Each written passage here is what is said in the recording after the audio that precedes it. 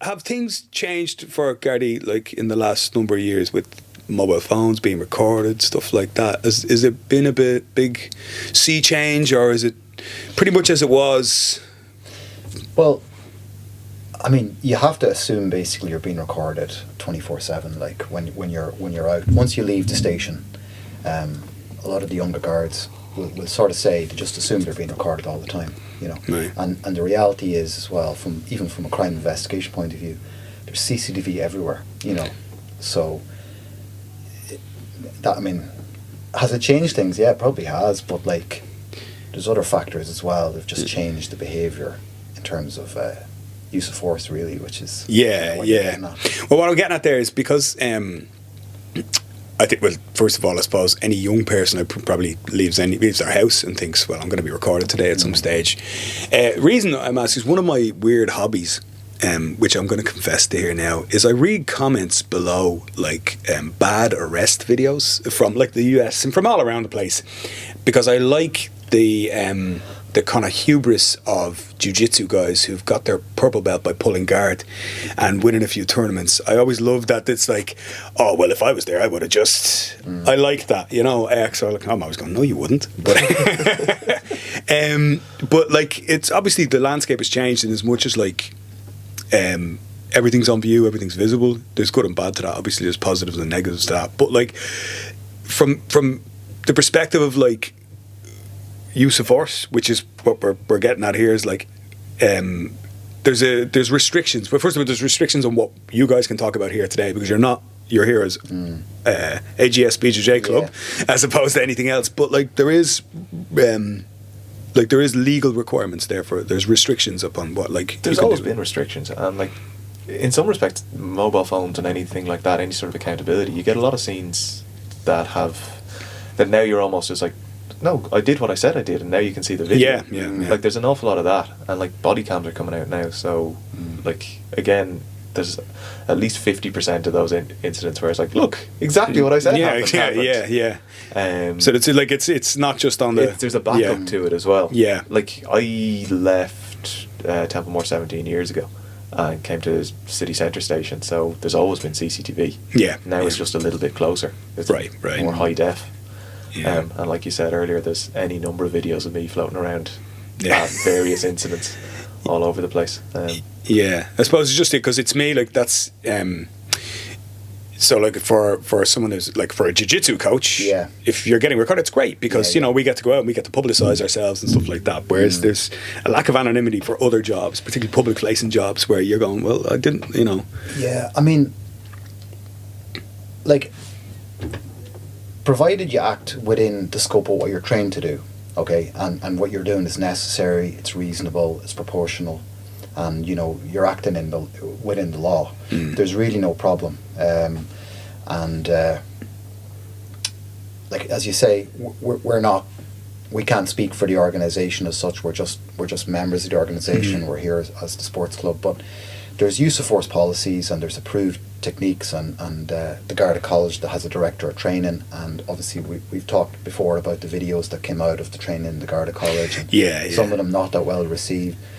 Like, you know, I think sometimes in the jiu-jitsu community people have this perception that, well, you know, why aren't the guards, you know, training jiu-jitsu and wrestling and mixed martial arts and all these other things, but you know, they have a certain amount of time down at the college to train Garda trainees, and they've got to cover, you know, a massive range of stuff, and really, you know, there isn't the time to turn people into jiu-jitsu blue belts, you know, or even two-strike white belts. That's the reality. I think, and that's the crux of it is, I think, when you're looking at through jiu-jitsu tinted glasses, everything. Well, when all you have is a hammer, every problem looks like a nail. But of course, probably from your point of view and from your perspective as well, I mean, if it comes to a point where you have to use restrain an individual, it's probably already gone quite wrong for them or for, you know, whoever's involved in the scenario.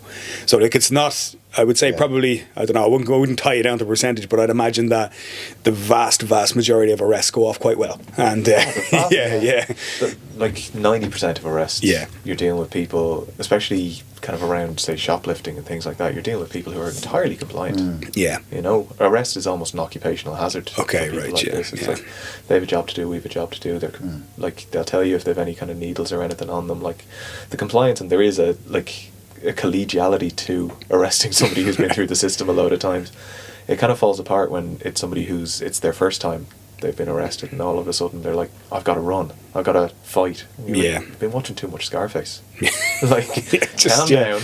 Yeah, and we'll be through with this in an hour. You'll be fine. You'll be okay. Yeah, it's an interesting one because, like, we're definitely jiu-jitsu snobs, and I think particularly online, you know, there's definitely a degree of like, oh well, I would just if I were there. Like it's because I think we've been sold this idea that jiu-jitsu is the be all and end all, and I think jiu-jitsu still for me is the greatest martial art on the planet. I would still go along with that idea, but the notion that that it's a sticking plaster to put over every physical confrontation, because again I've seen, you know, black belts go into MMA fights and be embarrassed, you know, and I've seen, you know, all sorts, you know, all manner of things like that, where you look at, you go, well, actually it looks like you don't know jiu-jitsu at all, because in the off the mat and in the heat of pressure where there's strikes involved or anything else like that, you know, your jiu-jitsu changes rapidly. Rapidly. But like, if you look at somebody coming into a gym, the hardest role you'll ever have in a night is the day one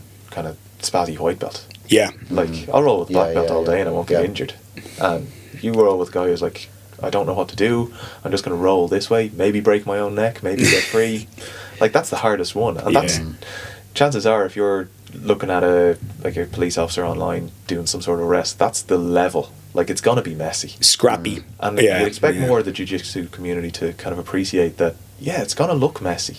Like, let's look at the end goal, let's look at the steps that he took to kind of calm it down a bit, to just slow everything down. Although at the same time, like, I mean, there is some legitimate criticism out there of you know, those arrest videos, particularly from the States, where, you know, you've got people just struggling to understand how to bring someone to the ground safely and how to actually prevent them from getting back to their feet. And, you know, there are training solutions out there. You can practice it, you can train it, and I think police in every country are probably heading in the direction of using more progressive training methods and techniques, and I'm sure we'll go that way in Ireland as well. It's not our say, and, you know, it might take some time. There's a kind of a like that where, like you, it's like jiu-jitsu is the best, but like if you had your dream scenario of, let's pick the greatest police restraint combatives, whatever, like, it needn't be jiu-jitsu. We'd like jiu-jitsu because that's our team. Yeah, that's our, exactly. We might as well be cheering for Man United or something, like, you know, for all it matters. But like, the course that you might actually sell to somebody, it could be judo, it could be combatives, it could be sambo, it could be any of those, and it'll probably look the same. Yeah, and there's a very big difference as well between, I think this is the question you asked on our Q&A, which, on one of the episodes, which is the difference between, let's say, blue belt jiu-jitsu 20 years ago, or, well, maybe not 20 years ago for us, but 20 years ago maybe in the United States or in Brazil, and blue belt jiu-jitsu now, they are worlds apart. Worlds apart. So a good fundamentals program teaches good fundamentals, but what that looks like now versus before is huge. Like, so it was much more attached to the street and much more attached to that, probably from where it came from, which, again, you know, you're talking among the legends of, you know, Rio in the 90s and stuff like that, you know, the brawls and stuff, and its attachment to Vale-Tudo and MMA, probably where it comes from there, kept it rooted and grounded. But as it's separated out now, it looks totally different. So, like, if you're going to... One of the advantages of jiu-jitsu, though, like, where you... Say if you got judo, which is on a single track, and it's like, let's go get to the Olympics. Jiu-jitsu is like, hey, we're all in it for the money. But, like, you've got these different rule sets to keep people interested. So you get, like, Eddie Bravo, it's like, let's throw in slaps. Or, you know, you get CGI, where it's like, let's throw in a different shaped wall. You know, you've got all of this stuff that keeps everything sort of relevant. And keeps it involved. Like, it's not like there's a technique line that, if we go down this route, we'll lose viewers because it's a bit boring or it looks a little bit too much like something else. It's like, everybody has a rule set that's, hey, let's turn up the stand up and see how that goes, or let's turn it down, let's start from guard or something like that. Yeah. And how you'll score points in overtime and how you'll settle like decision matches, that kind of thing. Yeah, and I think the moment you start to create any systems of rules, you lose something. You're going to lose something anyway. So it's probably like, if you were to draw a little graph of it, it's probably like at the one point over here is like Vale Tudo, old school Rio Brawls. What was that one that they used to have? Was it called Rio Heroes? The one in the like really mesh cage. Is that like soccer kicks and stuff? Yeah. And it was in like a basement. Like the crowd were literally pressed up against the fence. So probably that's Rio Heroes, and that's like the closest thing you can possibly get. And then there's like a line coming away as we go towards rules jiu-jitsu, you know, and how attached it is to what a real fight would look like. But like, be that as may, if you were to come up with like a police force jiu-jitsu course, probably the bulk of what I teach on the mat here wouldn't be included, and that like, and the bulk of what the average jiu-jitsu student is learning, like we're not going to be learning lapel grips tonight, we're not learning footlocks, wrist locks might be in. We're not probably thinking about things like, you know, bottom position very much. We're thinking about how to get off the bottom very, very quickly. Yeah. You know. Well, the last time we were in the Garda College, we did a club training session, and we had in mind that we didn't want anyone to get injured, because it's very important anyone that showed up is able to progress through their training, you know. And we don't want someone, you know, just picking up a freak injury and then they can't, you know, do their physical fitness training and progress. So that was a criteria. So we said, right, we're going to focus on escapes from the bottom. So we did escapes from underneath the mount basically for, 45 minutes, and we drilled it and stuff. And we just thought that was like low impact, but it's also got like it's an essential skill in sport jiu-jitsu, and you could say for self-defense as well. You know, it's an obvious rationale for learning how to do that. But I think just the thing about the applicability of jiu-jitsu is it's the element of rolling and the drilling, the sparring, learning how to handle someone who is actively resisting you. And we're friends with the guys in the Garda Judo Club, and their head coach Martin, we were talking to him about training, and he said that for him it's that element of, he called it combat, but what he meant is the randori that you find in judo. And I remember when I started doing martial arts, I wasn't doing a martial art that had randori or sparring. You know, it was just partner training, cooperative work, and you know, without that element of sparring or randori, you just don't actually develop any real level of applicable skill. And that was the light bulb moment, switching over to that. And probably you were maybe similar coming from. Yeah, well, I came from Taekwondo, so we had sparring, but it was very stylized. Okay. So no, actually, in fairness to Taekwondo that I was in, it was more towards full contact kickboxing, but there were other elements of it, like the Olympic style, which is magnificent martial art. But you can't punch in the face, and it's a lot of high kicks because that's what the cameras are going to want to see at the Olympic Games. So WTF style, World Taekwondo Federation style. And even though that is a tremendous full contact art, it doesn't involve realistic combat. So it doesn't look like, it looks like a game of fencing. Yeah. And you'll get tremendous timing, you'll get tremendous skill. Obviously, you'll get flexibility, kicks, power in your kicks, all that kind of stuff. But again, probably at that point, there's our, for some reason we put Rio Heroes as our point here, right? But there's Rio Heroes, and probably there's WTF Taekwondo.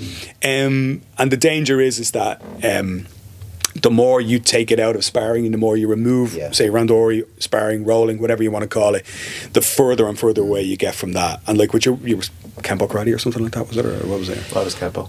It was traditional Japanese jiu-jitsu, really. It was, I mean, you know what? It was a good bunch of people, and learned a lot of wrist locks, how to fall, and various other things. But like, I remember going into Harold's Cross to John Kavanagh's one of his gyms, and rolling for the first time, and just, you know, even just a couple of 5-minute rounds, just feeling so fatigued and nauseous. Swamped. And it was just it's another world. Very interesting when you introduce non-jiu-jitsu or non-wrestling guys to like a 3-minute round. Yeah. Like I'm involved in some of the training, and I've started introducing like grip fighting, because there's grip releases and stuff like that. So if lads are coming back for a second or third year, you can start introducing a little bit of time and work. So I started making them do 1-minute rounds, and absolutely dripping sweat. Yeah. inside Oh, of the yeah. minute. Yeah. And It's extraordinary. Some fella was asking me there. A guy came up there last week. Just signed up to the gym here now. He's ripped, right? He's in great nick, and he was the sort of guy I looked out on, a big guy, and I was like, if I put him with another beginner, is he going to actually injure? Well, I had to keep a real close eye on him. As it turns out, he's a gent. He's not a. He's definitely, he knows how to control his strength slightly. But then he went with one of the larger guys, and I said, I'll see him if he might get let him off the hook a little bit here now. Yeah. I'd say mouthguard spat out in like 30 to 45 seconds, Okay. and heaving. And he just looked at me like, and he said, what's going on there? And I said, look, you just need to become more efficient. It's not about, like, you're fit enough. The guy, I'd say, if you put him on a rugby pitch, I'd say he could go 80 minutes of smashing people, no problem. Yeah. But put him, I think it was 45 seconds or so. Like with beginners, like we've had a couple of beginner sessions, and one of the things I'm like, look, you've done 2 or 3 rounds. Stop now, because tomorrow you won't be able to look left or right. You're gonna feel like you were in a car crash. You weren't. You'll be fine, but you haven't used your neck in the way that jiu-jitsu guys use. You can't build on failure. Build on success. Go home. Yeah. It's interesting though, because like from a training perspective, the other thing, the term that I use is, which I use mainly around kids, is contact courage. I call it contact courage. I heard it. I think it's an expression I heard. I think it was an expression actually I heard watching like a reality, not NFL, like college football reality show, and they were talking about this guy. He's like, basically a meathead. He's like, he's got great contact courage, which essentially meant that he was willing to run into anything, right? Yeah. So I went like, I understand what that expression. There's a sense to that, but there's also don't run at anything. Don't run at anything. Yeah, let's try and avoid some of that contact. Yeah. He's got great contact courage, but I kind of adopted it because when I was teaching in schools, transition year and stuff like that. So you've got a lot of girls, mixed groups. And what you find is that if you did that to one of the girls in particular, they go and they'd shrivel up like this. So we did like introductory grip fighting games to start off with, made things like knee tap game and stuff like that, or release them inside control games, like bicep control games, just to start them out. By the end of session 1, if you grab them now they're like, get away from me, and it takes about an hour to get that contact courage. So if you had to kind of follow that line, how often do you spar? How many times do you do like rolling sparring, anything like that? Well, your contact courage and your conditioning to conditioning to contact as opposed to physical conditioning. Like if you think about it that way, I mean, it has to be something like judo, something like jiu-jitsu, wrestling. Look, honestly, rugby would do it. Yeah. Like, it's great if the easiest sessions you have are when you get somebody who's like, county GA player comes in. They're mad to get stuck in, like Kieran McGeaney or something like that. I remember rowing with him years ago. Like, no hesitation getting stuck in and trying to rip your head off. Yeah. Same with rugby. It's like and rugby has probably a much higher injury rate than jiu-jitsu per hour played. Yeah. So they're not fazed by getting hit in the face or taking a black eye or something like that. That doesn't end play for the day. And like if you have that, if you can bring that to a self-defense situation, you're a step ahead. Yeah. Like if you look at we're a sports club. All we're really concerned about is promoting jiu-jitsu as a sport. But if you look at the fringe benefits of jiu-jitsu over and above any other sport, like it is that contact courage. It's probably a little bit of proprioception. If you've got a hand on somebody's shoulder, like you're more used to the idea that, all right, he's building, he's getting stressed here. There's about to be a bridge or something. Like you're used to that from a jiu-jitsu point of view. You're like, he's going to hit me. You can kind of understand. Yeah, this guy's getting ready to do something. Yeah, and I can sense like without being psychic, it's like you can feel that like you've better balance. Your fitness is better for the scenario of I might have to wrestle with this guy, or I might have to hold him, and even just holding on to somebody until the cavalry arrives. Yeah, and I think if you watch again, an interesting drill to do when you get a brand new group in, if you have reasonably fit guys. So like I went to a school before, and again it was pretty good athletic school, like so a lot of very fit young guys in the class, all 15, 16 years of age, and if you put them into the side control position, pretty simple. I always start with side control when I teach because it's great because I get to teach like a couple of real chokes very quickly, and so I get to show them some good stuff, and it's pretty simple in position to understand, and it doesn't have the giggle element of mount. So what I found is I would start with mount, but immediately they go, no way, not doing that. The biggest challenge we've had as a sports club is the fact that it's called a BJJ club. We're definitely leaning into Mexican ground karate. I say jiu-jitsu more than I say BJJ. Yeah, Well, the Defence Forces call it the Grappling Club. Defence Forces Grappling. They went that route. I know. I don't know. Too much innuendo. And then if you call the BJJ club and then the first position you show is closed guard, they go, okay, I'm out of here. Right, we're done. The only thing is, everybody has seen jiu-jitsu now, though. Like, I mean, you know, I've spoken to senior guards and they'll mention the Gracies. Like, okay, right. They've seen UFC. You know. Yeah. So there. I mean, I think there is an understanding of what Brazilian jiu-jitsu is versus maybe what it was, 20 years ago. But anyway, carry on. But sorry. Yeah. Sorry. Just we went down a sexual innuendo route there for a second. We can edit it out later, or we can go further into it if you'd like. But so we start with side control, and if I've got like that, kind of lads who can, kind of go for about say 20 minutes. They will struggle to hold somebody down. So like it'll be almost 100% escapes. And it's like, if you do that for the first drill, okay, here's the first drill, hold them down any way you can. It's almost 100% escapes. And yet you say to yourself, well, hold on, they should be really struggling to get off their back. But you see them, they turn their back, they do stupid stuff, they roll each other over. All technical errors in jiu-jitsu from a jiu-jitsu point of view. And the reason I like teaching the drill as well is because the moment we just connect the hands, we get the underhook, now it goes down to like, 90% holds, so, and it's like one lesson. So it's like, okay, now you see, I can show you this. I think that's a good way to teach you, Yeah. So my point being is that it's so skill like we can think about like a long-term project, like 2 to 3 years, but actually there's like lessons within jiu-jitsu that are maybe 30-40 seconds long, and I don't think we kind of push those ones enough. We kind of but like the likes of pinning, what you're saying there about like developing contact, like just mount escapes, getting out from under bottom, things like that, they don't take long. Like they're not quite a weekend course away. We're not down that route, the Krav Maga route, where we're going to do a weekend course to help you survive any situation. But there is stuff we can teach in a very short term thing. Just we're coming back to the gallery, like where if you did a session, you'd have some degree of understanding, right? Contact courage or whatever.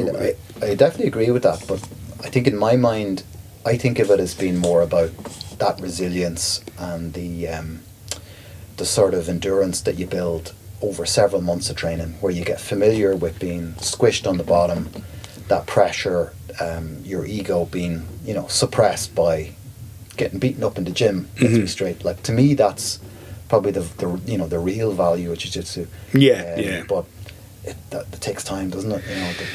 It teaches you your limitations as well. There's everyone who there's sometimes a false confidence of you stick on a uniform, you're like, I'm ready to deal with anything.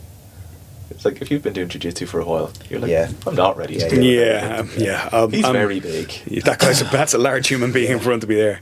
I had a question about so the average Garda going out on the street today is wearing steel-toe boots, stab vest, what other kit and caboodle?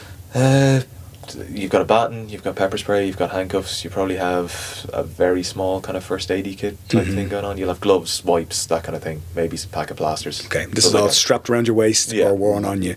What's it like to grapple in that? Well, I actually haven't. Well, we haven't. You see, we're promoting the sport of jiu-jitsu, right? So it really is like jiu-jitsu in the gi. Also no gi. Right, yeah. We're not putting on the gear and going on the mat and actually problem solving. I suppose my question is, my question would be more. Yeah, I understand what you mean. If you've restrained somebody while wearing the gear, how is it? The stab vest isn't too much of a hindrance. Like, it's tight to you. Okay, it's like, it's not quite wearing a weighted vest. It's like wearing a heavy cardigan. Okay, so comparable to wearing a jacket. The belt, like, as long as it doesn't open, sometimes the buckle, like, quality buckle on it, it's just every now and again, like, it pops off, and you have to deal with it. My point is, does it change you technically? I don't think so. No. Well, like, I think that's all overstated. Like, do you remember in the old days, people would sort of say, "Oh, you shouldn't go to ground," and like, what if there's glass on the ground, or what if you're on concrete? I mean, the reality is you won't even notice. Like, you'll get cut. That's what you'll get cut. It'll be very painful, but ultimately you'll afterwards. But during it's pretty. It's not. I think again we're talking about like abstract situations. I had this like argument. I did a talk in a college there a few years ago, and the first guy ahead of me, there was 3 guys. The first guy ahead of me was like very technical. Like he was talking about like social things, like so avoid this, do that, and whatever. And it was to a bunch of girls, and it was the first time I was actually in a room where I thought to myself, is this mansplaining? This is what it looks like, because there's 3 guys here. Like it's we're coming in. Yeah. But the first guy came in and he did like the whole kind of picking your route home, having someone on text, emergency text, all this kind of stuff, having a code word for people, and making sure that maybe your location is on. I think All of it's that, like, pre-Snapchat. all of that like, sounds like great advice, but it's all such fear-mongering. Yeah, Like, there's an element to that, and this was like college students. So this was all like, these were all first years coming in for like, probably some second years. So I got up and I said, "Hey, I do Jitsu," and I didn't know. I was like, "Okay," I didn't know that was the vibe. I thought this was like to promote the martial arts as opposed to. So I gave a little talk, and I was like, "Look, my opening line was, look, Dublin's pretty safe. It's really nice, because a lot of these were girls maybe from like around the country were coming to Dublin. Dublin's pretty safe. Around here, it's around my area. I said, it's actually really, really safe. It's a lovely place." And ultimately I always say, like, if you really want to learn self-defense, go learn a sport, go learn boxing, and I gave that kind of chat, and probably wasn't very helpful, in other words, right? Or not the help that they needed anyway. The next guy got up after me and he went, I don't mean to disagree with the last guy at all, but basically I disagree with everything he just said. And I just sat there and I said, will I say anything? Because he was like, I feel like you've got to sharpen your hairbrush. Yes, he was that one. Yeah. Okay. Well, like, he if said, you look at it, if you're going to get into a career of jiu-jitsu to avoid one kicking, yeah. It's like, I'm going to do jiu-jitsu. What a weird thing. Yeah. I'm going to do 20 years of jiu-jitsu. I'm going to have a knee surgery. I'm going to have shoulder issues. I'm going to get up in the morning and make a weird old man sound. Yeah. I'm going to take any number of bumps, bruises, cracked ribs. But it will be worth it for fingers. that one But time. that one time where that guy probably would have maybe broken a rib and bruised an eye, I'll be ready. Yeah, I'll be pull ready. guard, Yeah. Bolo. It's the same with that kind of self-defense stuff. You can walk around with your keys between your hands, your sharpened hairbrush. That's what it was. There was the key in the knuckle one as well. It's all nonsense And as well. I that was how I got him, because I did stand up. I said, if you had anything to say, I said, look, of life is so much I said, lower. have you ever? I just said, look, I genuinely have to disagree with something. I said, have you ever punched anything with anything in your hand, like a coin? Like, it's incredibly painful. I don't know what the key in the knuckle thing is. It's like, if you tried to hit something with a key in your, it's agony. It would dig into, it would hurt you more than it would put your hand out of action. But as well, I mean, just in general, right? That sort of, I think you're right about the mansplaining point. Like, and I kind of started thinking about this more when I had a daughter. But like, these kinds of conversations, like, they should be led by women, really. And it's not just, me trying to say the right thing and saying that, but it's really true. And we have a female committee member, and female participation in the club is something we're trying to build. Like, and we had kind of okay numbers in the initial couple of training sessions, and lately it has kind of dropped off. And like, we're working on how to get it right. But what we decided is, like, we're probably going to have a female only session, and it's going to be, coached by females, put on by females, and we're just going to stay away, and that's probably how it's the best way. And like, the way men and women experience the world in self-defense terms as well is very different. Like, my wife's perspective, totally different than my perspective, and I would even say the risks are very different for men and women. Well, the statistics would say that it's much more risky to be a man, because you're more likely to be involved in a violence. And they're different threats. But they are different threats. Yeah. So like, it is a bit weird for. Like, I've never got into a taxi going, I wonder if I'll get home tonight. And so, but that does, and I know that's vanishingly rare. That is like something that's really rare for women. But a lot of women get in taxis, and the first thing they do is they take a photo of the plate, and they get in. That's their conditioning. That's the way they're, and it's probably a sensible precaution. And I've certainly never met a taxi driver who minds that that's happening. But like, if you can take sensible precautions, cool. Like, just take those sensible precautions. But it's every part of your life is a precaution, protecting you against something that may or may not happen. Yeah. And it reduces the quality of your life. Strange. It's a strange way to live. Yeah. But I can understand why people are afraid, because I mean, all you got to do is, well, it used to be turn on the TV, but now all you got to do is turn on Snapchat or Instagram or anything like that. Will the camera pick up that fly? I wonder. I don't know. It makes the place sound like. But just staying on that issue, like, when we're training, the way we operate, we're sort of nomadic. We don't have our own venue, right? So we're going from gym to gym around the country, and usually clubs host us, and whoever's the head coach will coach a session. You know, we've coached some sessions ourselves in Templemore, but generally, you know, you've hosted us, so you know you do a session on top half guard or whatever it is. You can choose what you want to teach, but generally people do focus on things that they think are kind of Garda adjacent. You know, like they're not showing. They're not showing stuff that's very exotic or really competition focused.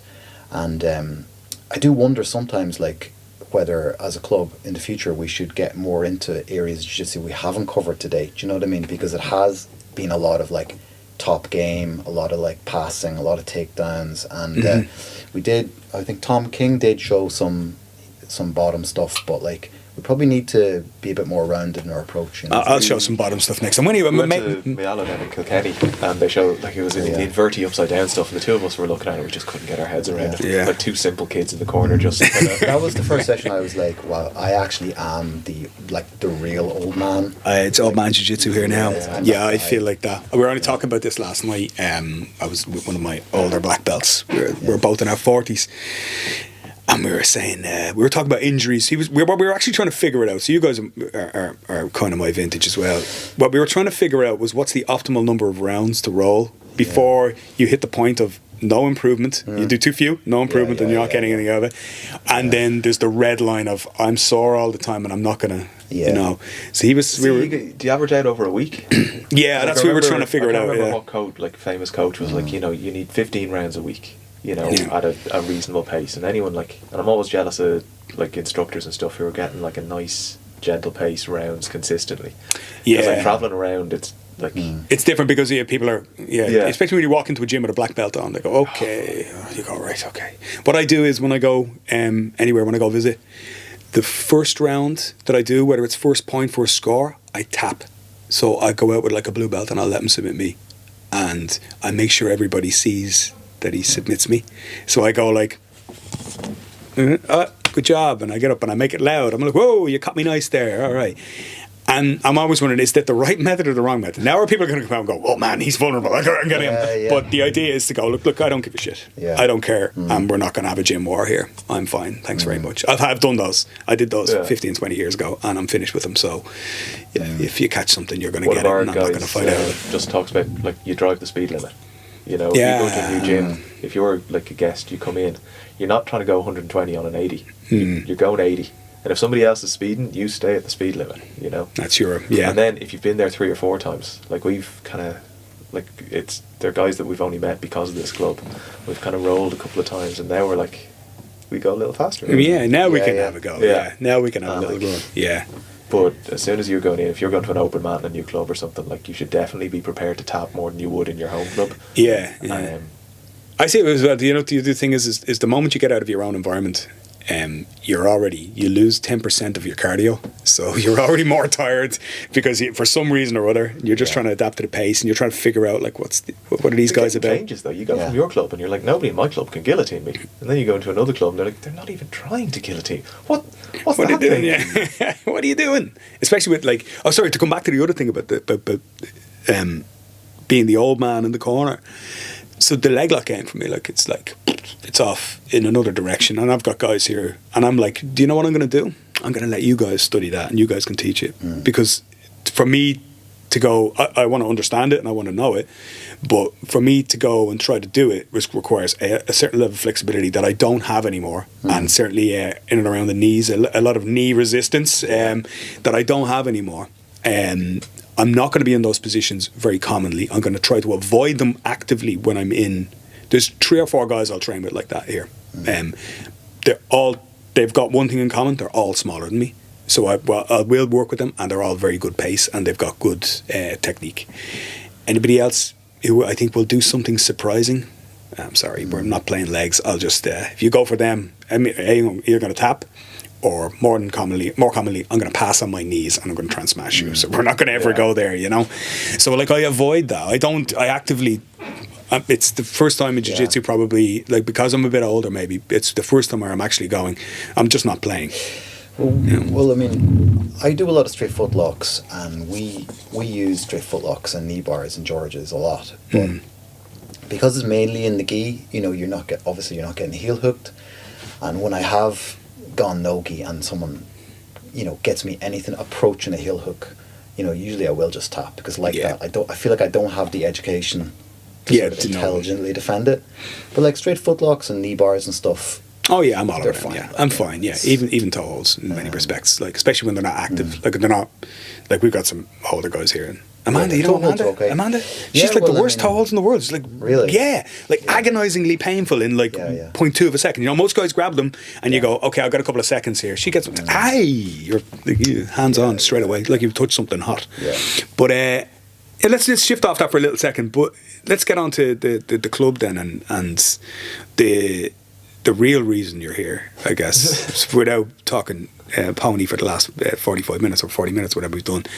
So, like, what brought it about? What made you think this is the thing? Rory was a guard before. We met through Jiu-Jitsu, like years back in the... It's like 2005. Yeah, maybe before. Yeah, maybe. So, when I was joining up to the job, I needed a guard to write a letter saying this man will not embarrass the organisation in any way, shape or form. And he said that. And then he didn't? He did. And like, thus far, I don't think I've let him down. Right. But we kind of lost touch then. Just like we were training SBG and kind of like fairly close back then. And then like job moved and you moved to George's, or you were doing Thai boxing for a while. I CrossFit for I was training longer while. Well, I mean, I was in SBG and then I kind of dropped out like around... It was before blue belt. I don't know why, but it just drifted away, and I actually ended up training with you. Yeah. Did you get your blue belt here? Yeah, Robert. You got Robert. Yeah, you got blue belt off Rob. Yeah. And then I was more or less out of the sport, and then I ended up back training with George's in George Santos, and we kind of met. Yeah, up fast again. forward. Yeah. Rory kind of moved into the station I was in, Pearse Street, and I was like, "Oh, hey, how you doing?" So one night, just like I should have been probably working harder than I was, went in and we just had a catch up, and I was like, I've been thinking about doing like a charity event or doing something like that, like with Jiu-Jitsu, try and get people into it. Maybe just an open mat for guards. So like without too much agenda behind it, we were like, yeah, let's do it. So the two of us kind of threw a bit of weight behind it. Did one, and like 50 people showed up. We're like, and like. When you don't know a load of guards, and especially if you've been at Jiu-Jitsu a while and you think, oh, I'm quite good at this, you run the risk of thinking, maybe I'm the best in the guards. Right. I never thought that. Certainly that was. And then 50 people showed up from every rank in the guards. I was like, maybe I'm not. I'm not even close. Jesus. So it was great. Like there was great rounds. Like we did technique, like the format we always go with is there's a technique, there's an instructed bit, and like usually the technique is kind of simplified down if there's beginners or whatever, and you can go a little bit more technical, a little bit more inverty if there's not, but like I still get more out of the basic stuff than anything else. And then after we've done an hour of that, anyone who wants to stay on and do some rounds, we do some rounds. Yeah, and they're cool cracks. It was great fun. The one you had here was like really... Like with the Defence Forces guys. That was good. That was great. It was great. DFB as well. Like, I really enjoyed it now, I have to say. And I enjoy teaching. It's funny, I was very nervous teaching that. I'll tell you a funny one. I get, I've taught like, I don't know how many classes like at this stage. Stood in front of people. But when I have new people in my gym, so I can go to other gyms and I don't get nervous. I'm fine to walk in and I'll just teach. When I have new people coming into my gym, for some reason or other, I go like, shit, now what'll I teach? And I get like agitated. I'm like, how am I? Like it's like almost like fear of public speaking that I get only in my own academy. It's really unusual. Like when my wife has a guest over and she's like, we have to clean out the hot press. It could be, maybe that's what it is. Maybe that's it. Yeah, what about the good room? Yeah. God, yeah, get out the good china. Maybe that's what it is. Yeah, it's like because people are in my house. Yeah, so we went from like that late night conversation planning one event, or maybe wouldn't it be nice to do 2 or 3 a year, like just as a meet-up. Then the feedback was really good. How many do you do a year now? Is it like one a month? We're probably one every 2 months.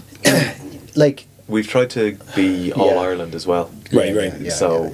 Like the population concentration in Dublin, you always get bigger events. So with the country ones, we try and plan a little bit further in advance, and you're kind of going probably more established clubs, or clubs that have a number of guards training in them. Yeah, already had them there. How about a bit of a base level number? Like we had we had sort of 30 and 40 at the initial events, which were in SPG. We had about 30 at yours. We probably had 20 or 25 at Royal Grappling. So you do get a good turnout in Dublin. Then you're trying to balance it out, because if you run events in Dublin too frequently, the numbers seem to drop off. So we're trying to find the balance. And then when we went to the likes of Galway, Kilkenny, Limerick, Waterford, you're tapping into a totally different cohort then. So we've got a really strong group down trained in Cork, Andrew Manning and Brendan McGarry, all these guys. Cork, so they're like the other half of the Garda Club, really. Right, yeah. And sometimes if we do an event in Waterford or Templemore or whatever, we're able to come together and we all link up. So, as an estimate, how many black belts are in? I'd say 10. Yeah. I don't think we know them all, but doubtless. I'd say there's a good few dotted around. There's guys that are long-standing black belts that have never come to an event, right? And which is fine. Like, I mean, I'd say they're just busy. There's people who don't like to mix their social lives with their work lives. An interesting thing as well is that a lot of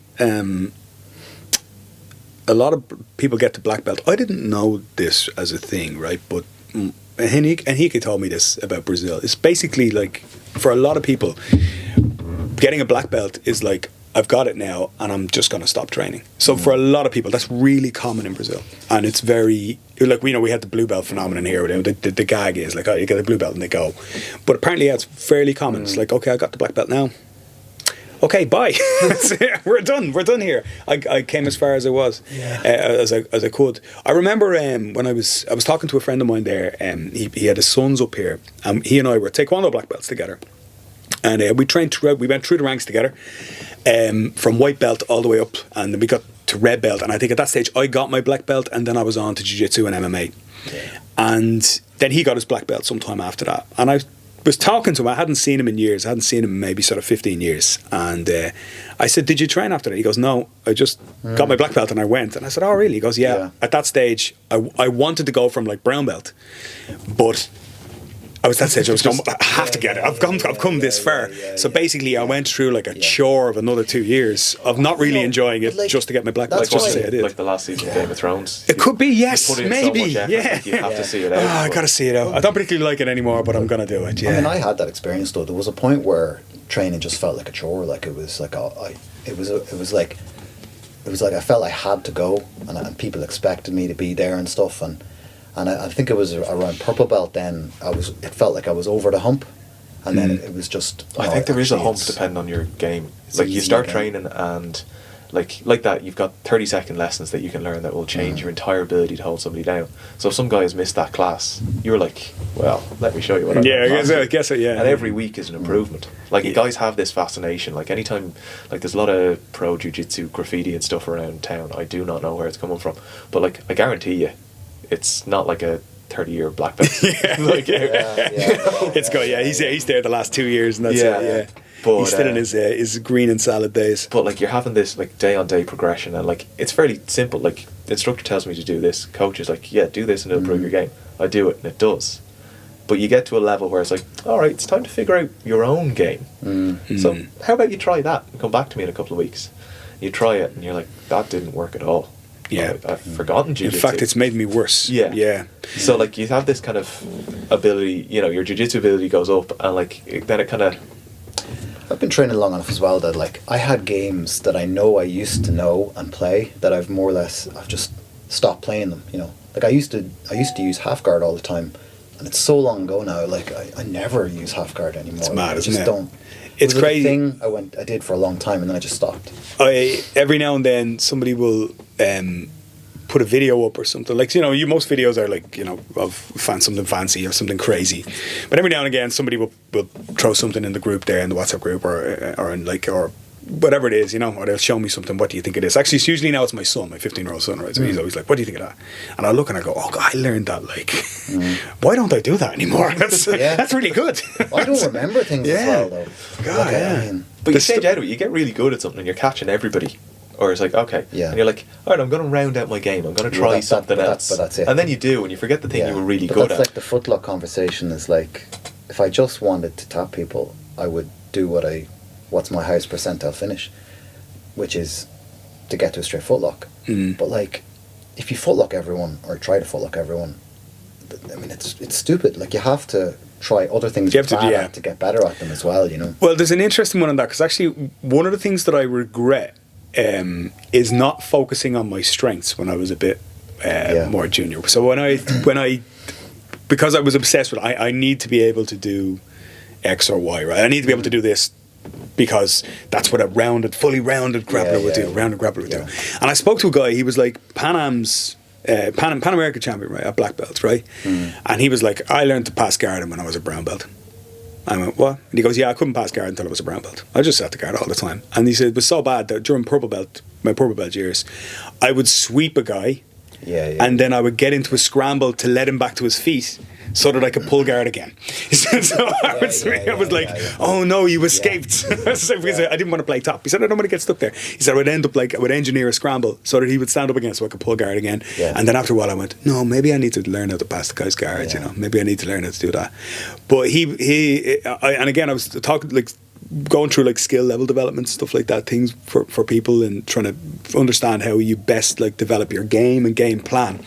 And there's a phrase which I wish I'd known like sort of 15 years ago and 20 years ago, which is work on your strengths and only work on your weaknesses when they're holding you back. And I went, interesting. So if you put it that from a perspective, it's different for a coach, right? Because you have to know everything.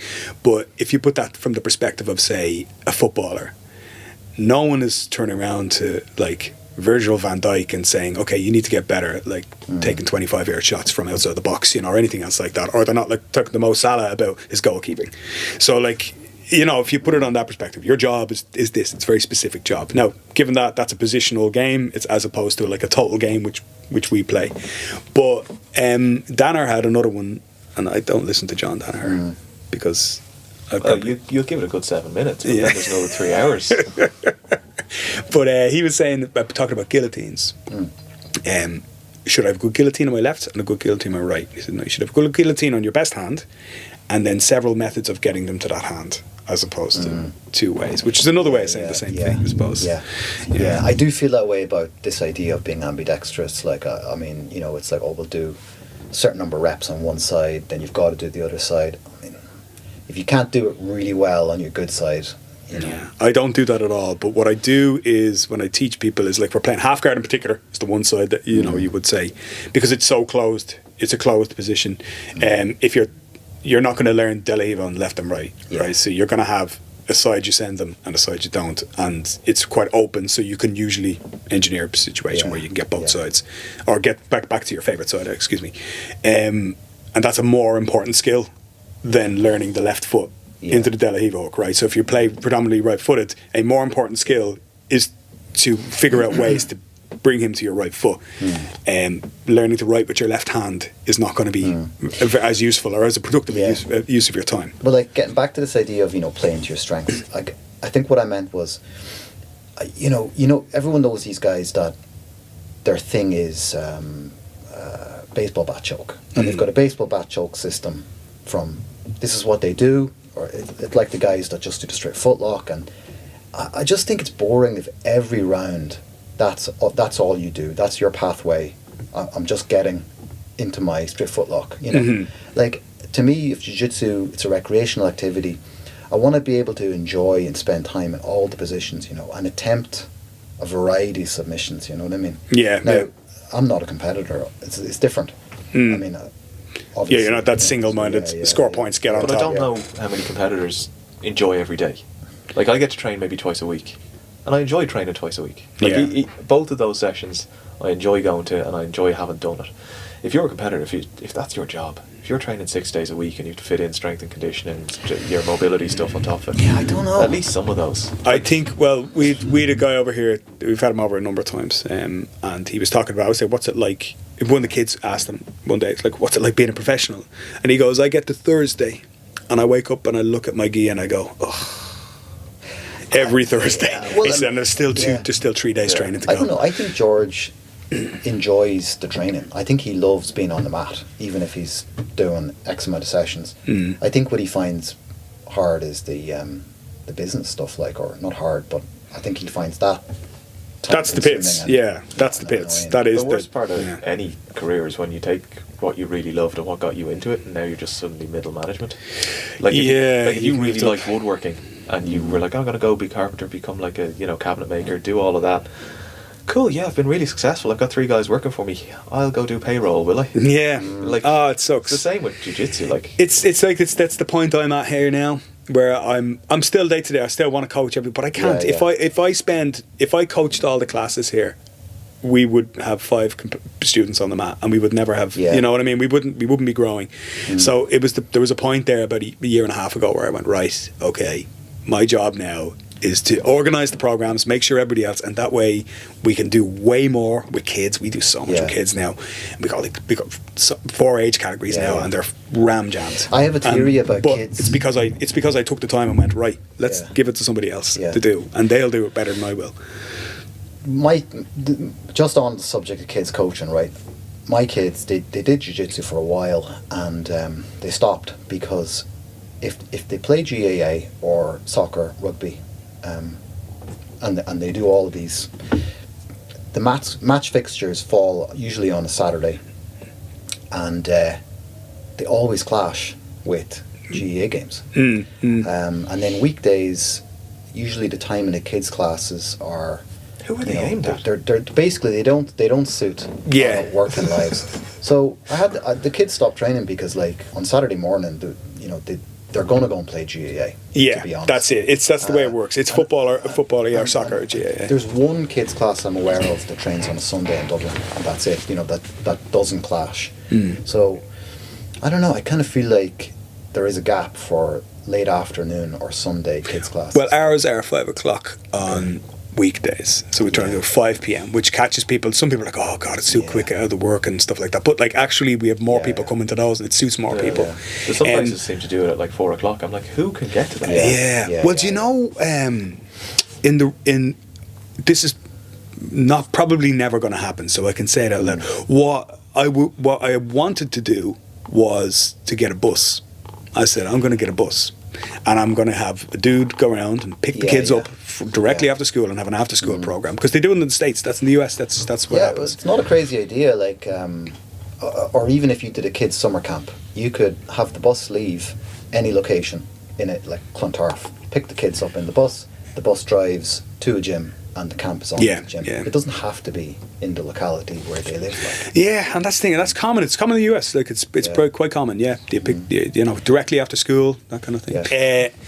So about 2 months ago, there was some footage went out, released by the Garda Press Office, I think, wasn't it, about the Red Man training in particular, which is the baton training that they do in Templemore College down.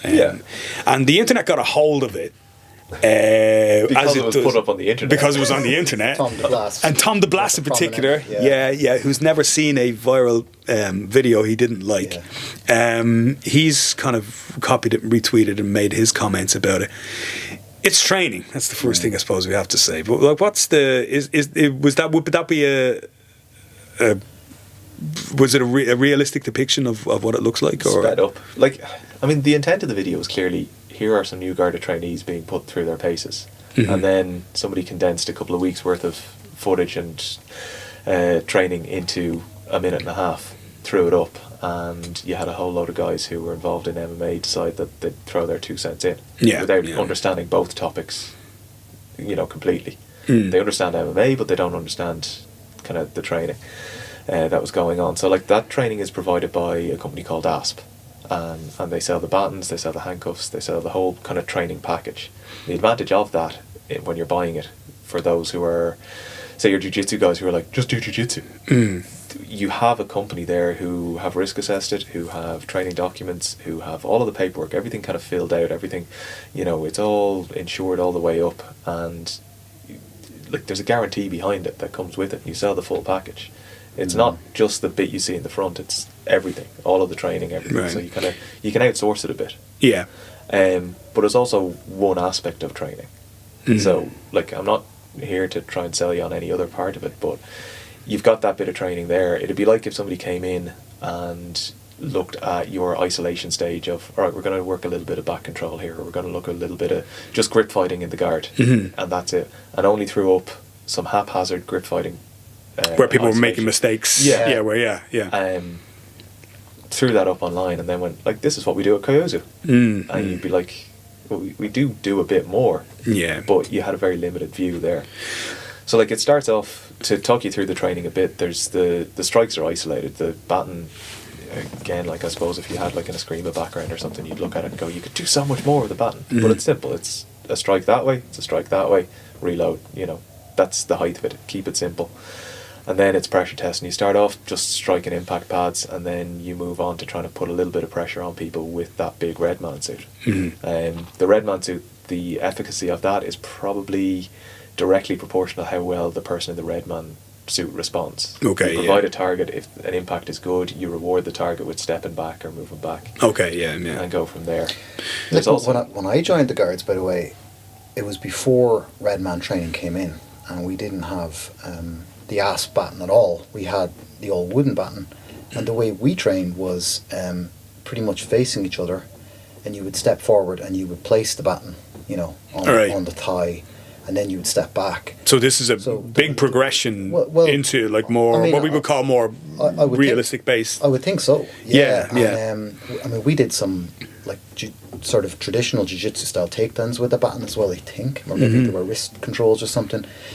So, yeah. It is progressive. I think the red man suit was a step forward there. But there's a director of training down in the Garda College, and the Garda College, like, they put a lot of time into identifying, you know, what is the right approach from a point of view, what is legally defensible, what's international best practice. And, you know, we might look at it and go, well, we all have our opinions, but, like, I think that we're a big organisation, and we've got people using force professionally, and the organisation needs to be able to stand over what they're doing. Right. So it's not so simple as you're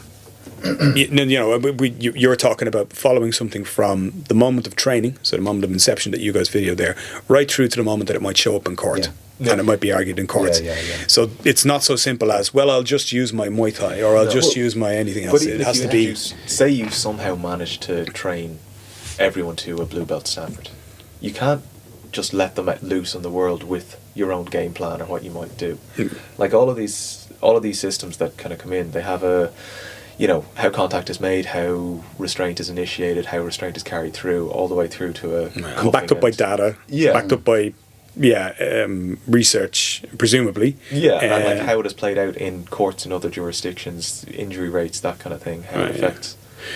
Yes, this is like some randoms. Nobody has sat down in the college that morning and come up with a training plan. This is systematized. Yeah, and I mean... Now, like, don't get me wrong, more time would be better. If you could approach that and add more gameplay. Yeah. Like... Well, I mean, if all everyone did down at the Garda College was do the red man training, they would be amazing at using ASP batons, but we know that they're learning about the law. You know, they're some of them are learning driving. You know, there's a lot of different subjects that they have to spend time on as well. You know. Yeah. And like as a taxpayer, imagine you've got this whole basket. Like, you can build your perfect guard. You can take from all of these different things. Would you like first aid? Would you like life saving? Would you like driving? Would you like better language skills? Do you want better knowledge of the law? Like, there's a limited amount of time. There's a limited amount of things you can build. So as soon as you start taking things and putting in the timetable, it's analogous to what we talk about probably when we talk about schools, because my home is a half 50% teacher in my marriage. So, and one of the big bugbears would be, well, they should teach that in schools. So when something about consent, for example, comes up, or digital literacy, how to spot fake news, well, they need to teach that in schools. So it's a very easy throwaway remark to say, well, they should do more jiu-jitsu, or they should do more boxing, or they should do more. You see, I think the students come out with a bachelor's in policing at the end of everything, right? So, I mean, for your bachelor's of policing to be accredited, they have to have like an awful lot of stuff done. You know what I mean? Like, it's not like we're just producing glorified security guards. You know. So we're not just creating people that can use a baton, use pepper spray, you know, and stand for 8 hours. Like, they have to be able to investigate crimes and prosecute some of them in court, and they have to have all these ancillary skills about dealing with people and society, you know. Right. But like the one thing I'd say about use of force and training in the Guards is that when we've been down at Templemore, we do tell them when they come along, students, if they come to one of the training sessions, we say to them that this is not police self-defence, it's a sport of jiu-jitsu. You know, we're just an internal sports club, and you are battling against that perception that we're showing techniques like joint locks and takedowns and chokes that are somehow then going to make it into people's working lives, and they're going to Kimura some guy. Yeah, and then they're going to write in their report, I Kimura'd the subject. You know, like you definitely don't want people doing that. We don't want them, you know, injuring someone with a technique that is found nowhere in our use of force guidelines. Yeah, you know. yeah. So you obviously, like, you're restricted insofar as, but certainly you're not restricted, because I presume, and I don't want to again put words in anybody's mouth, but I presume that once the battle is joined, as you know, a successful outcome is a successful outcome. In terms of restraining and restraint with no injury to the opponent and so on. And you could probably get that. We spoke a little bit earlier about contact conditioning and contact courage. So I don't think anybody would look and say, well, that guy was a really good rugby player, but he didn't use any rugby to restrain his opponent. Obviously, because he's got physical courage and physical skills that have come through balance and so on. So there is, even without talking about specific techniques like a Kimura, like a choke or anything else like that, there is crossover from training jiu-jitsu. But like, if you have a rugby player come in and take a class here, like, he doesn't come in like a rank amateur. You know, there's a step up. Exactly. Yeah. And like, do you go over and say, look, sorry, you're doing rugby right now, and I need you to stop. I need you to focus on the jiu-jitsu. Like, human movement is a massive overarching set, and everything we do is kind of one small subset of it. And if we have guys as well and girls that are physically active, they're confident, they've got a degree of strength and flexibility and endurance, you know, that carries over to their performance on the job, you know. So we want people to be active. Like, I mean, if in fact, what we've said to the students in the college is, you know, you don't have to do jiu-jitsu. Like, we'd like them to do jiu-jitsu with us, but like, we would just encourage them to be active and do some sort of sport, because when you're a frontline shift worker and you're in a stressful job, you know, you need that. You need to look after your health. You know. Mentally and physically, of course. Yeah. Well, that's the whole social side of it. Like, jiu-jitsu is just great for being in a community. I mean, Nathan was on the podcast last, and he was talking about, like, you can be on the mats and you're with everyone, like, from solicitors. It's the greatest thing it gives to a young man. Yeah, solicitors there, and they're like $300,000 a year, and like, you know, they're getting choked out by the local bin man. Like, it's a leveler. It is, and it is a level. It is one of the Guards has always been a by the community, from the community kind of thing, and like jiu-jitsu is the closest thing I can find to that in a sporting output. And like, there's lads who I train with, I think they're great, and like, we get on great chatting, we'll have a sauna after training. Without jiu-jitsu, I don't think we'd be sitting around chatting. I wouldn't get that viewpoint. I don't get, like, I'm hearing them express issues that they're having, and I'm like, oh yeah, that's an interesting way of looking at it. For it's not something you would have experienced. I grew up on a farm. I didn't know that happened. Well, George's is like that as well, in the sense that since I've been there, you know, I've got Venezuelan friends, Brazilian friends. I've been at Venezuelan christenings and all these kind of life events, and you know, it's just that sort of gym, and the people in it are not people otherwise that I would interact with, you know. That's a really there's a real value to that in policing as well, and we just have closed our recruitment competition for the Guards, and you know, we really need to drive up the number of Gardaí in the job, and recruitment has been heavily pushed. And a lot of the guys in the gym applied, you know, and I was encouraging them, because I think genuinely it's a good career path for a lot of people. You know, and secondly, I think they'd be good for the Guards, you know, because Irish society's changed, and you know, there's a real utility to having people working with you that speak Mandarin, speak Portuguese, you know. It's, you know, why not? Just to come back to what you're saying, a bit like from the people, and being a community career, essentially. I think when we look at stuff like what we were talking about, say with de Blas's comments online about the ASP training and what we should be doing, and the other question is should we arm the guards? Should be armed, or they should have a better baton, or they should have anything else like that? I don't think people realise, if you go to other countries where essentially you are dealing with a paramilitary organisation, so very much in the United States, it's not so much like that. I think in the likes of New York maybe and stuff like that, where the cop does seem to be the guy standing at the bottom of the escalator in the subway when you've been there.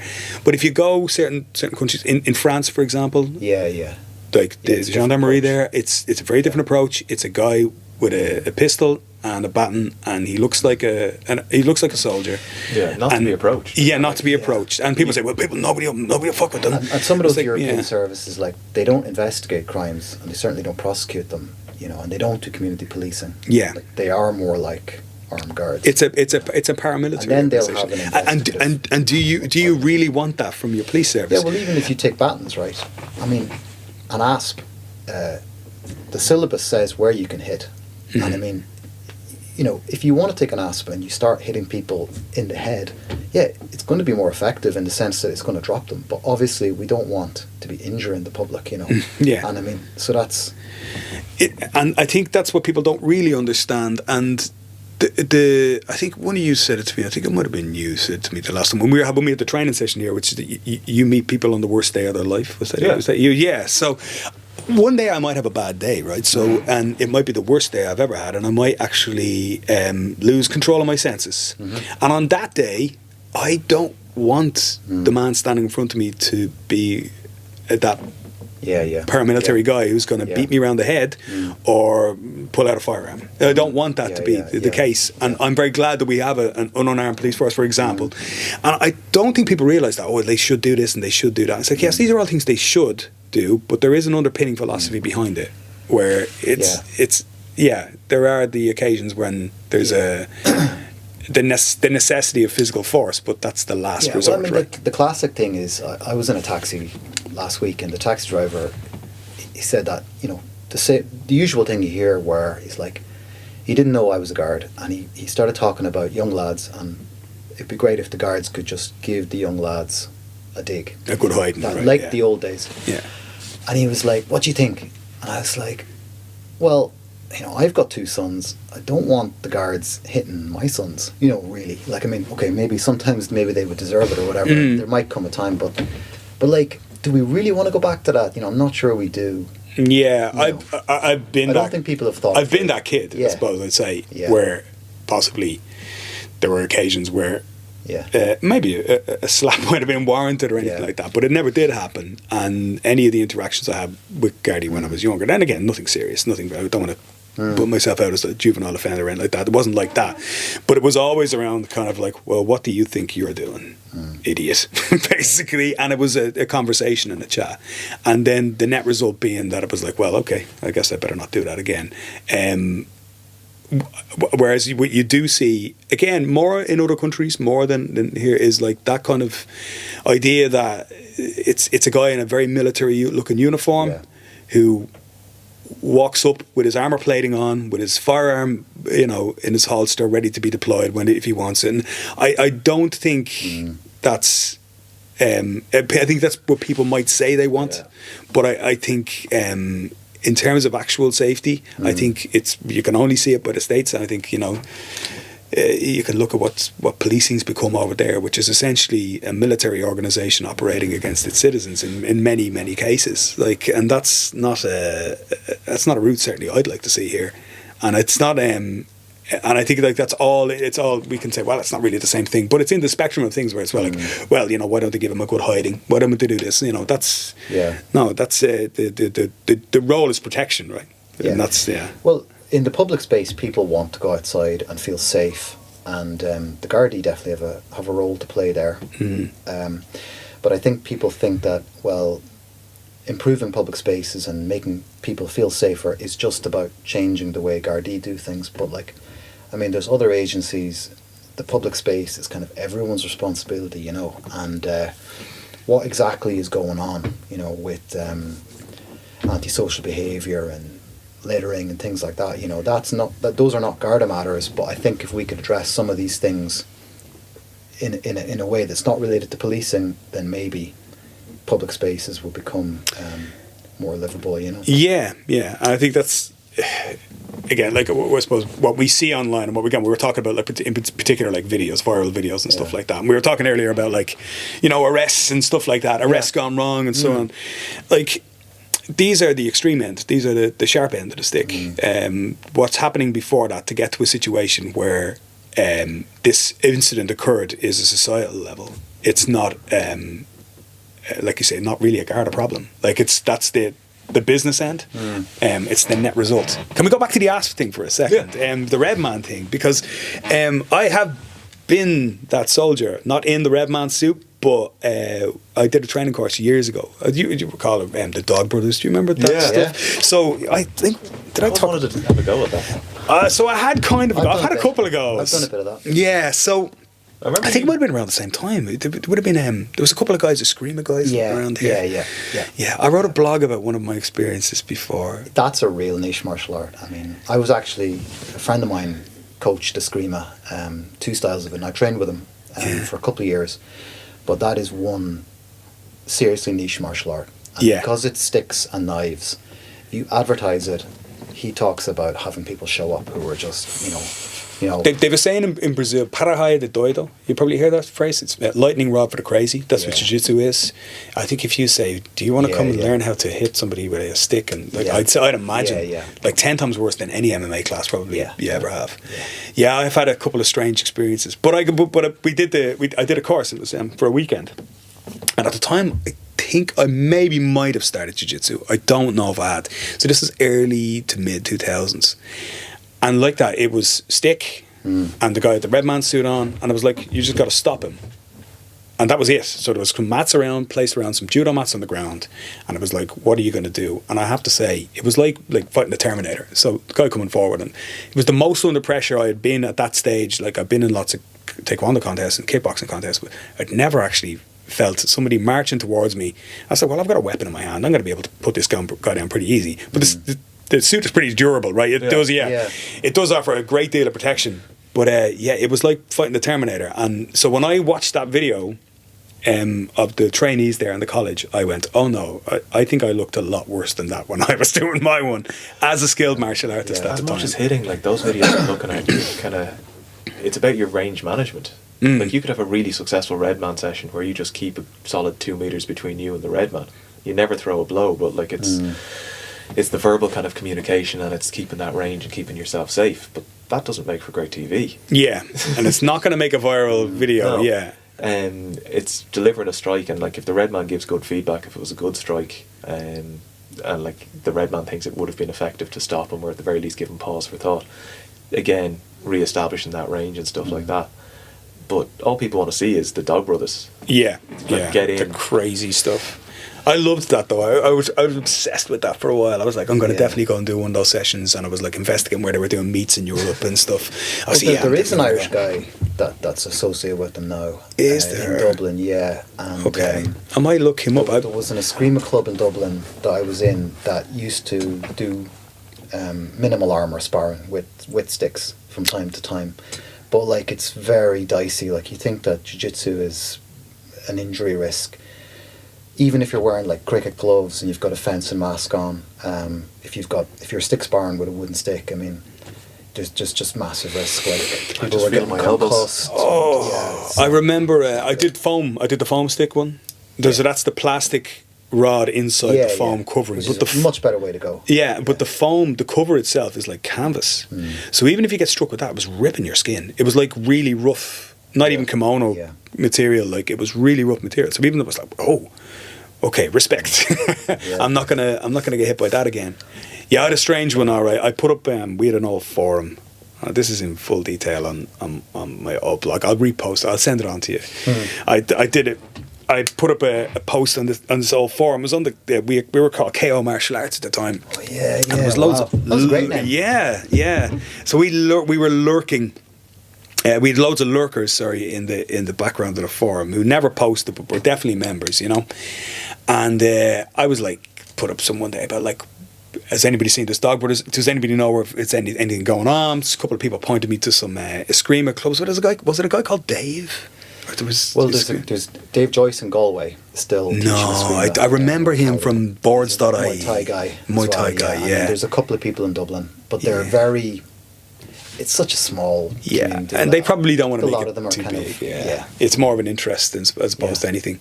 But eventually I got a bite, but in my DMs. So this guy DMs me and he goes, yeah, me and my mates do this. Me and some friends do this, but we're quite secretive about it because obviously we don't want to attract the attention of weirdos or the law or anything else like that. And I was like, cool, okay. He said, so you'd be welcome to come down to a session sometime. And I was like, cool, okay. When? And he's like, all right, well, listen, I'm just going to let you know that it's very extreme. And he kept putting up these barriers. We don't mess around. We only want this. And you'd have to keep it very secret. And I'm like, yeah, fine. You know? So I was going on. And eventually he went, all right. And he got back to me. And he kept putting up like another I should have like, when I think back on it, there were so many red flags on the way there. But I was just so keen and full of piss and vinegar that I said, yeah, no, deadly. I'm going to go do this. And eventually he said, no, I've spoken to the guys. They don't want anybody new. But we'll come to you. Okay. And I went, okay, I've got a place at the Scout Hall, actually, originally, where I was renting. I've got access to that on a Sunday. Okay, all right, we'll see you there 11 o'clock Sunday morning. I was like, cool, okay. So I arrive at the car park, and there's a guy standing there, and he's wearing, and again, I don't judge people by their clothes. I'm not like Coco Chanel or anything else like that. But he was wearing like a parka jacket and a pair of tracksuit bottoms. And I was like, those two things don't go together. That's not a good combination. I was like, right, he looks a bit strange, had a kind of a bag, didn't look very athletic, looked kind of like maybe a guy who'd been in his bedroom quite a long time. And I was like, right, this is... it has to be him. So I went over, and I think his name was like Cali Guy or something like. So it was like that. I remember, like vaguely remember the username.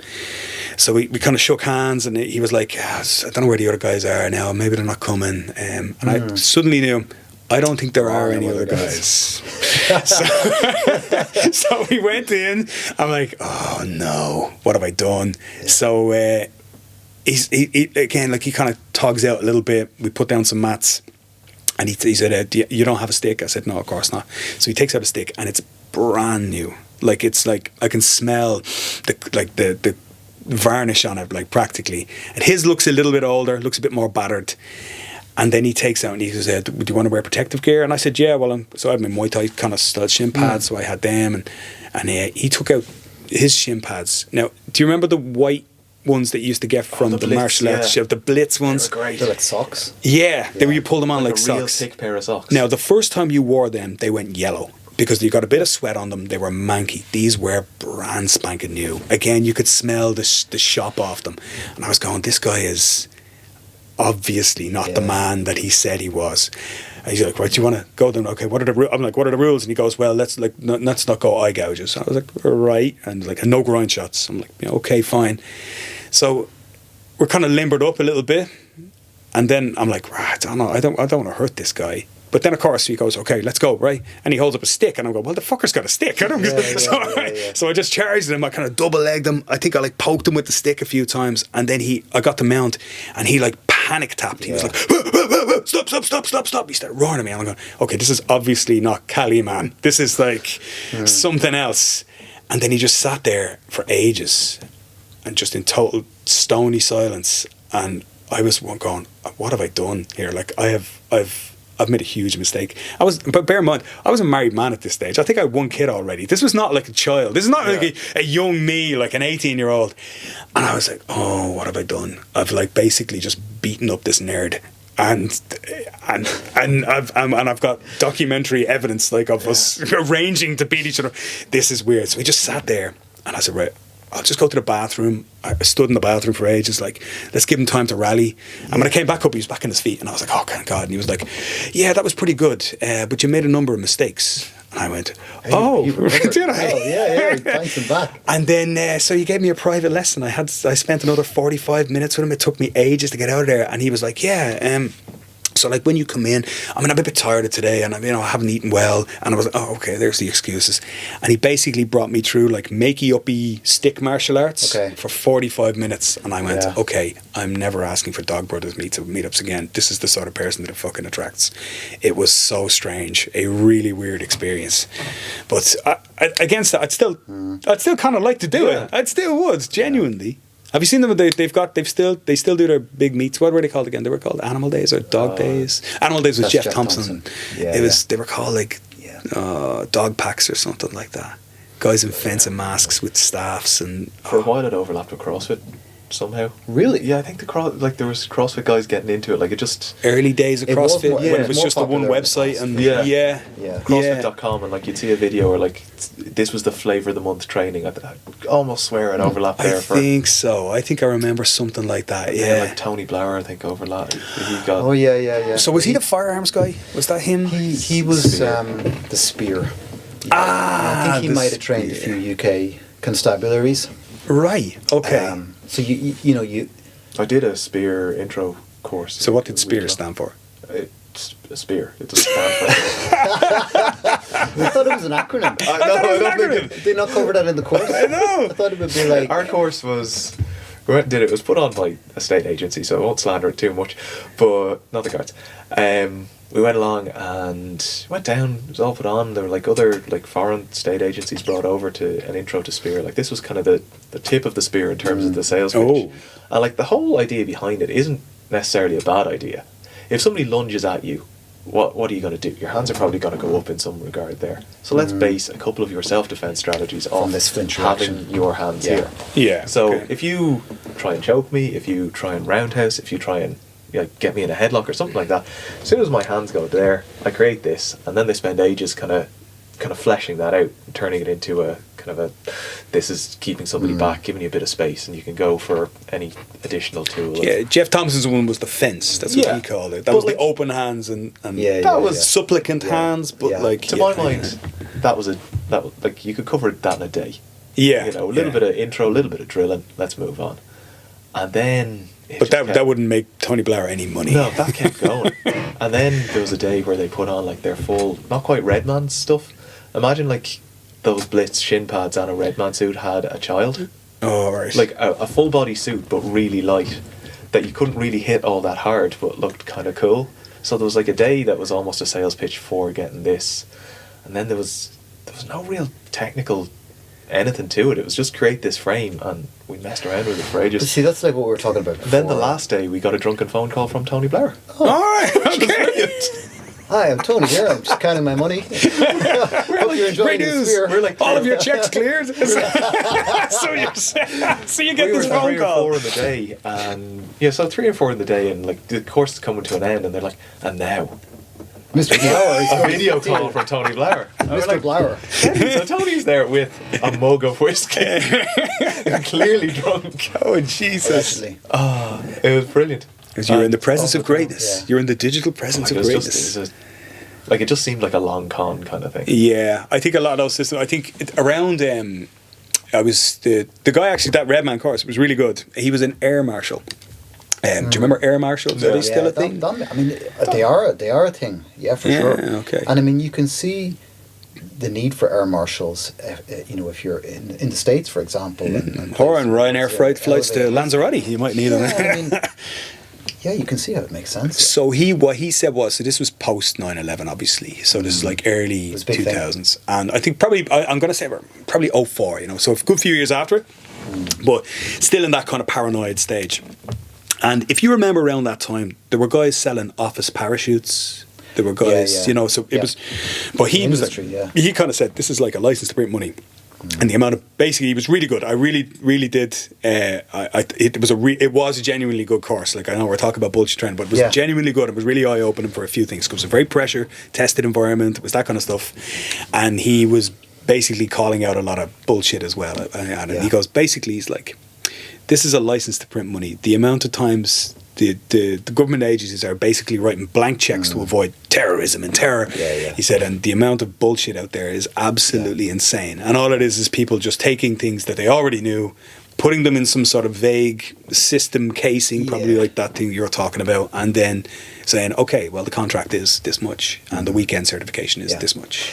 I think this, like, I mean, you know, we're not involved really in the professional training end of things as a club. You know, as I said before, we're just a sports club.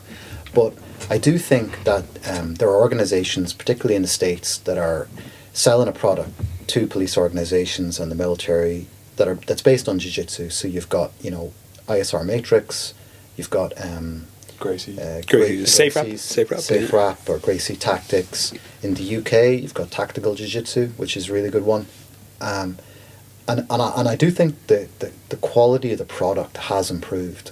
I mean, they've got really good conceptual frameworks for what they're doing, why they're doing it, and you know, they've benefited from sort of 20 or 30 years of looking at what works in MMA and jiu-jitsu and wrestling, and I think we've distilled things down now to a situation where what they're offering probably is pretty good. Yeah, You know, yeah. like, I know Henry Gracie gets a lot of abuse online, Yeah. but actually, whenever I watch an actual instructional video of his, very practical, very simple, and applicable, I'd say, to most, like, even from a self-defense perspective and stuff Yeah. like that. You know, I actually, I'm not like a huge fan, but I would look at it and I go, I don't know why this guy gets. The only reason he gets so much abuse is because actually of his, probably his kind of very salesy personality. You know, Like, Yeah. you know, it's instantly cut to an appearance on Dragon's Den, and I'm like, do you want to buy this, you know, system for control? yeah. No, how about a hoodie? Yeah, but hoodie. Yeah, yeah, yeah. But And it what's wraps the up hoodie? in a The bag. hoodie in the bag. Oh, that's a great little product. Yeah. That. Yeah. Look, I think we've done like 90 minutes or so, would you believe? So that's quite a long time. Thanks very much Thanks for for coming in. having us on. So Yeah. tell me a little bit anyway to finish up for the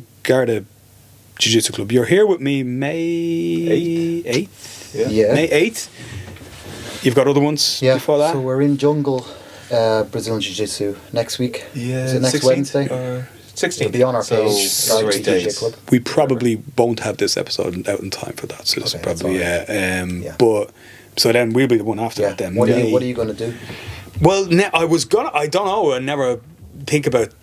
I haven't thought about that now in advance. Full contact stick fighting. But now that you've mentioned it, maybe now it's the time to have my Dog Brothers Day. We can if you guys bring your fencing masks, I'll bring the sticks. Well, after what you said earlier, I think maybe I'll go total jiu-jitsu on Yeah. it then, and I I'll think do that could be good. some guard play. I'll do some guard stuff from bottom, and maybe some open guard.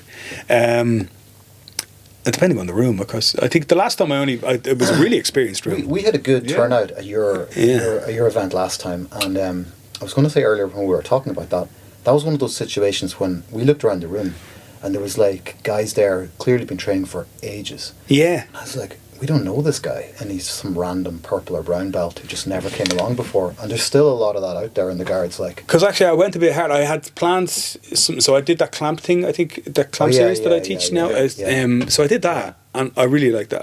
I was like saying, but now that I'm doing that like systematically, people run away from me when I go towards their back. Now it's like lads go, and they like scramble off the mat. It's a horrible position. But I did that because I was going to do something initially, but then I looked around the room and everybody was like, well, a lot of purple belts here, a lot of brown belts, a couple of black belts. Yeah, So, okay, we can and go the a events little are higher. usually like that. Yeah. Like, I mean, if we have a couple of day one beginners show up, then we often are able to pair them with black and brown belts. That's for great, the whole yeah. session. Like, That's super. a lot of clubs can't do that. It's always a take stock Yeah. moment where there's more black belts at our training events than there were in Ireland when we started jiu-jitsu. Yeah. Jesus, yeah. Well, 0. Yeah. So Yeah, that's right. You only need is one. Purple belt was God. Yeah, that's That's it. 4 and 5 at an event like That's great, yeah. That's really, really cool. It's really good. No, I have to say the vibe as well was really nice because, like I say, I had the Defence Forces there and the Fire Brigade there at that time as well, and the vibe was really good, really nice. Everybody kind of ready to train and easy going. There's like preliminary talks for like an interagency competition at the end of the year. Okay, that'd be I think good. the Defence Forces are going to do that. Very good. So that's May, and then any after that? Any plans? Have you got your calendar? We're talking about Killarney. We're trying to figure out a date. It's more once we get into summer, everybody's gone away. Yeah. So What we're trying to do is we'll do events in Dublin every couple of months, but then we are trying to hit Killarney, Cork, probably maybe we might do Waterford again. It's Very sort of- good. Try and move around the country a little yeah. bit. We Yeah, try and cool. spread it around.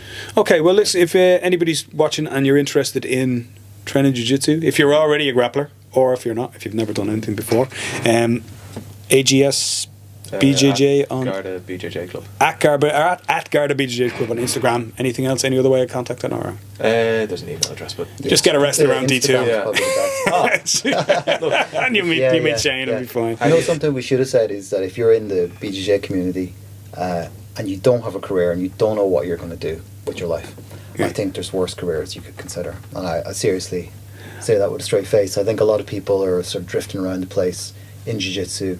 They don't. If they're interested, they should look at the guards as a career. I think it's underrated. Well, it's interesting because we've a fair few guards up here, as you know. Yeah. And I think there's quite a few of the younger guys considering a career Yeah. down that route because of. I can see it. Yeah. It has something for everyone. I mean, like, you like horses, we got you. You like dogs, we got you. You know, you like office work, Yeah, we've got you. you. Don't worry, You okay. like mountain bikes. Yeah. Have I got a course Late for you? night. Like, there's something there for everyone. Like, in terms of your interest levels, if you've got a speciality or you've something like that. Like, I went the sort of classic route of doing a leaving cert, randomly going to college just because all of my mates were going to college, and then not really knowing what it was about, and like just saw an ad for the guards one day, and my dad was like, "You should apply because you're doing nothing else with your life." And here I am. Here you are. Living the Okay. dream. And like, Yeah. I genuinely can't think of doing anything else That's great. from Okay. that. Like, Yeah. it's Well, what we do is we'll sign off on that very positive front then. Yeah. So basically, it's we're recruiting right now. well, it'll be next time round. All right. You want to be like those recruitment officers over in the States going around schools. You Oh, know, yeah. hey son. You could do worse than have a stand at a jiu-jitsu competition. Yeah, But, definitely. There you go. That's something you should pop. I know of a guy running a jiu-jitsu competition very soon. You should definitely talk to your superiors about that one. Well, listen, guys. Yeah, thanks very thanks, much. Barry. It's been an absolute pleasure. Cheers. We'll chat soon. Thank you for having Bye-bye. us.